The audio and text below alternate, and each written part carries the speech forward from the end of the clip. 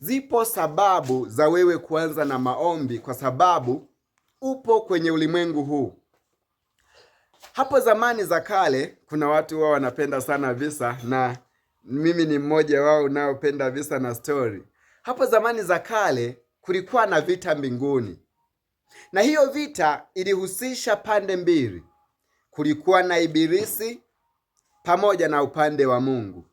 Ibilisi alikuwa anapambana ili aweze kufanana na Mungu, na lengo lake ilikuwa ni kuchukua nafasi ya Yesu ambaye alikuwa katika ushirika katika ule Utatu Mtakatifu. Na hiyo vita ikaendelea. Vita ilikuwa kati ya Shetani na Yesu. Kipindi hicho Yesu alikuwa akiitwa Neno na jina lingine alikuwa akiitwa Mikaeli.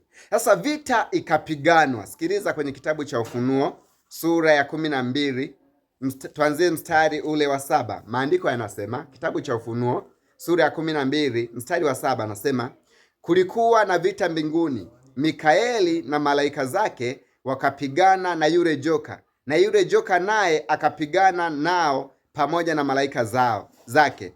Nao hawakushinda, wala mahali pao hapakuonekana tena mbinguni. Yule joka akatupwa, yule mkubwa nyoka wa zamani aitwaye Ibilisi na Shetani, audanganyaye ulimwengu wote, akatupwa hata nchi, na malaika zake wakatupwa pamoja naye. Mstari wa 10, nikasikia sauti kuu mbinguni ikisema, sasa kumekuwa wokovu na nguvu na ufalme wa Mungu wetu na mamlaka ya Kristo wake, kwa maana ametupwa chini mshtaki wa ndugu zetu, yeye awashtakie mbele za Mungu wetu mchana na usiku. Fungu la 12, kwa hiyo shangilieni enyi mbingu, nanyi mkaao humo, ole wa nchi na bahari, kwa maana yule Ibilisi ameshuka kwenu, mwenye ghadhabu nyingi, akijua ya kuwa ana wakati mchache tu.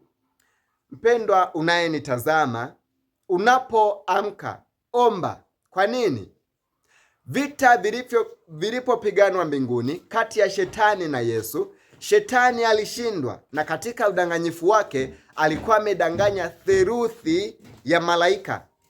Na unaposikia theluthi ya malaika, usidhani ni kundi dogo, ni zaidi ya wanadamu waliopo duniani. Hiyo theluthi ya malaika iliyotupwa duniani ni zaidi ya wanadamu, na mwanadamu mmoja anaweza akawa anawindwa na mapepo zaidi ya 2,000 kwa mtu mmoja. Kama hawezi amini, tunarejea kidogo kwenye kisa kilichotokea kwenye nchi ya Wagerasi. Yesu na wanafunzi wake walivuka ng'ambo ya bahari wakiwa wanaelekea nchi ya Wagerasi, na walipokuwa kabla hawajafika kwenye nchi ya Wagerasi, walikutana na mtu aliyekuwa amepagawa na mapepo. Yule mtu alikuwa ameshindikana, walikuwa wamemfunga kwa minyororo, wameshindwa. Wakifunga minyororo na ikata, walikuwa wameshindwa kumzuia, na alikuwa anaishi makaburini. Yule mtu alikuwa ni tishio, hata ile njia ilikuwa imeachwa, watu walikuwa wameiacha, lakini kwa kuwa Yesu alikuwa anatambua, akapita njia ile makusudi. Ndipo akakutana na yule mtu akiwa ana mapepo zaidi ya 2,000. Na Yesu alipouliza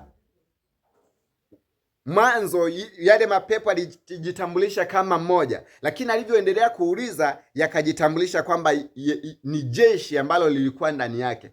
Na baada ya hapo yakamsihi, yakamwambia, usituamuru kwenda shimoni, bali turuhusu tuingie kwa nguruwe. Ndipo Yesu akawakemea yale mapepo 2,000 yakawaingia nguruwe. Kulikuwa na nguruwe ambao walikuwa wanalisha pembezoni, yakaingia ndani ya nguruwe, na wale nguruwe wote wakaenda wakajitosa kwenye ile bahari iliyokuwa karibu. Nini ninachotaka kukisema? Shetani na malaika zake walitupwa kutoka mbinguni, na hao malaika ambao ninazungumza ndiyo haya mapepo, majini. Na haya mapepo na majini yapo kwa ajili ya kuwinda wanadamu, na wengine wanadhani kwamba mapepo ni yale tu yanayomgaragaza mtu.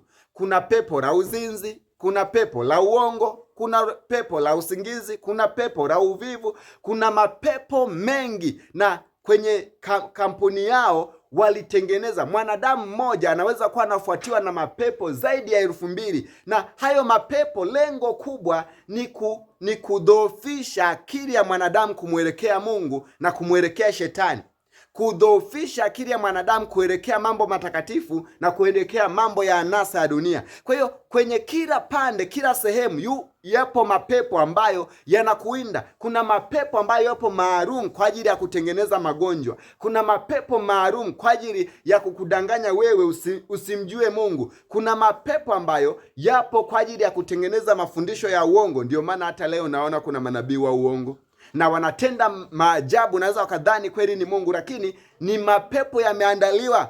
Yani yale mapepo yanachokitenda ni kwamba kunakuwa na mtumishi wa Shetani, halafu yale mapepo yanaigiza, yanawaingia wale wafuasi wake, halafu yule mtumishi wao, maana si wanazungumza, akitamka neno moja tu yanawatoka wale watu walioingia kwao. Sasa hii ni hatari. Kwa nini unapoamka uombe?